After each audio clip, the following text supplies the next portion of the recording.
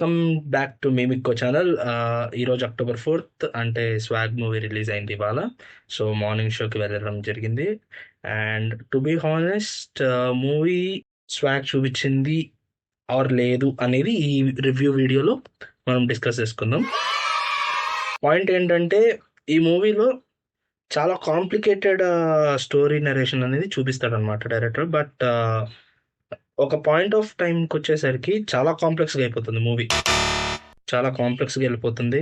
And very complicated narration and very complex story. But positives విషయానికి వస్తే first half is too good. First half కామెడీతో బాగా నడుస్తుంటుంది.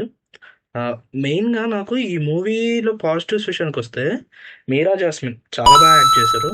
And చాలా రోజుల తర్వాత ఆవిడని స్క్రీన్ పైన ఇలా చూస్తున్నాం, which is kind of excitement. And Sree Vishnu గారు literally junior Kamal Haasan. Sree Vishnu is the show stealer of this film. Junior Kamal Haasan almost ఒక 7 to 8 గెటప్స్లో ఉంటాడు ఆయన. 9 గెటప్స్ అనుకుంటా. ఒకే సీన్లో 4 క్యారెక్టర్స్ చేశాడు. క్వాడ్రపుల్ రోల్ అంటారు చూసావా, అలాంటి 4 క్యారెక్టర్స్ చేశారు ఆయన. సో ఒకే సీన్లో 4 మెంబర్స్, ఫాదర్ ఆయన, మదర్ ఆయన, అండ్ ఇంకా నేను క్యారెక్టర్స్ గురించి ఎక్స్ప్లెయిన్ చేసేస్తే నీకు స్పాయిలర్లు వచ్చేస్తాయి. సో ఆల్రెడీ మీరు ట్రైలర్ చూసింటే మీకు ఒక ఐడియా వచ్చేది ఎవరు ఏంటి ఏం క్యారెక్టర్ చేశారని చెప్పేసి. ఆ క్యారెక్టర్స్ ఎక్కడ ప్రత్యక్షం అవుతాయో కూడా మీకు తర్వాత వీడియోలో అర్థమవుతుంది. And third positive point is Hasith Goli direction. పిక్స్ నాకు ఈ హసిద్ గోలే అండ్ వివేకాత్రేయ గారిలో ఇద్దరు ఒకే గోటి పక్షుల్లాగా. వివేకాత్రేయ గారి అసిస్టెంట్ డైరెక్టర్ హసిద్ గోలే అనమాట. ఆయన ఫస్ట్ ఫిలిం రాజరాజ చోరా నేను చూడలేదు. బట్ ఈ మూవీ నేను ఫస్ట్ టైం ఆయన మూవీ టేకింగ్ చూస్తున్నాను. ఇంత అంటే లైక్ ఒక అండర్లయింగ్ మెసేజ్ని చాలా నీట్గా కామెడీతో బ్లెండ్ చేసి సినిమాలో చూపించడం అనేది which is a very complicated task. But he delivered A mix part అని చెప్పేసి అనిపిస్తుంది.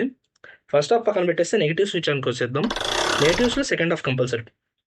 Second half is completely negative. ఎందుకు అని చెప్తాను నేను, దానికి కూడా రీజన్ ఉంది.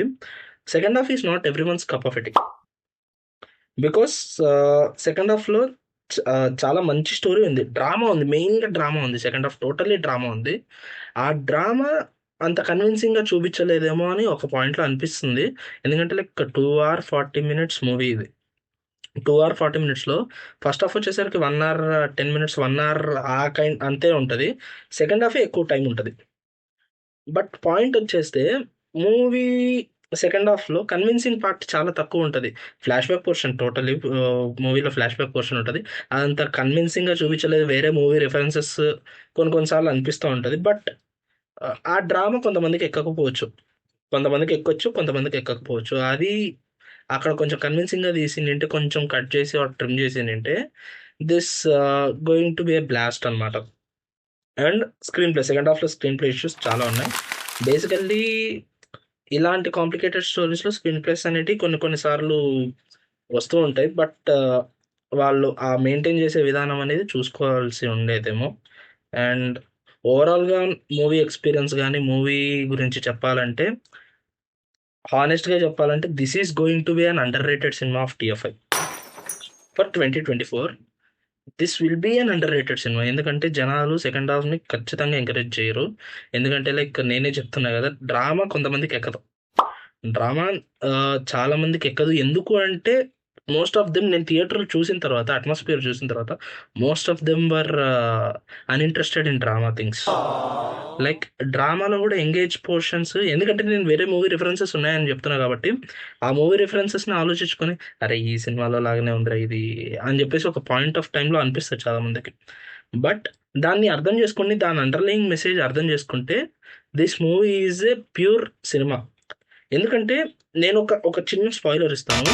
ఈ మూవీ స్టార్టింగ్ ఒక మేల్ వాయిస్తో వస్తుంది, ఎండింగ్ ఒక ఫీమేల్ వాయిస్తో వస్తుంది. ఆ 2 కనెక్షన్స్ అర్థమైతే this is the pure cinema. And this is my experience of Swag. స్వాగనిక వంశానికి స్వాగతం. అండ్ మీ ఒపీనియన్ని కింద కామెంట్స్లో చెప్పండి. ఒకవేళ మీరు మూవీ చూసింటే ఈ వీడియో నచ్చితే లైక్ చేయండి, షేర్ చేయండి, అండ్ సబ్స్క్రైబ్ బటన్ కొట్టేయండి మా. ఇంకా మంచి మంచి వీడియోస్తో మేము ముందుకు వచ్చేస్తాం. And that's all for today. Thank you. Bye bye.